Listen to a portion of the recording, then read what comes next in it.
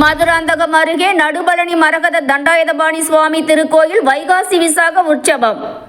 செங்கல்பட்டு மாவட்டம் சித்தாமூர் அடுத்த பெருங்கரணை கிராமத்தில் நடுபழனி ஸ்ரீ மரகத தண்டாயுதபாணி சுவாமி திருக்கோயில் வைகாசி விசாக உற்சவம் சிறப்பாக நடைபெற்றது.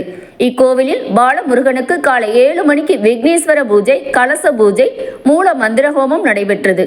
அதனைத் தொடர்ந்து 8 மணிக்கு விசேஷ மகா அபிஷேகம், 9 மணிக்கு கலச அபிஷேகமும், அதனை அடுத்து பாலமுருகனுக்கு சிறப்பு அபிஷேகமும், சந்தன அலங்காரமும், மகா தீபாராதனையும் நடைபெற்றது. பின்பு பக்தர்களுக்கு அன்னதானம் வழங்கப்பட்டது. இந்நிகழ்ச்சியில் ஏராளமான பக்தர்கள் கலந்து கொண்டு சுவாமி தரிசனம் செய்தனர். சுட சுட சூடான செய்திகள் யூடியூப் செய்தி சேனலை சப்ஸ்கிரைப் பண்ணுங்க, லைக் பண்ணுங்க, கமெண்ட் பண்ணுங்க, ஷேர் பண்ணுங்க. தேங்க்யூ.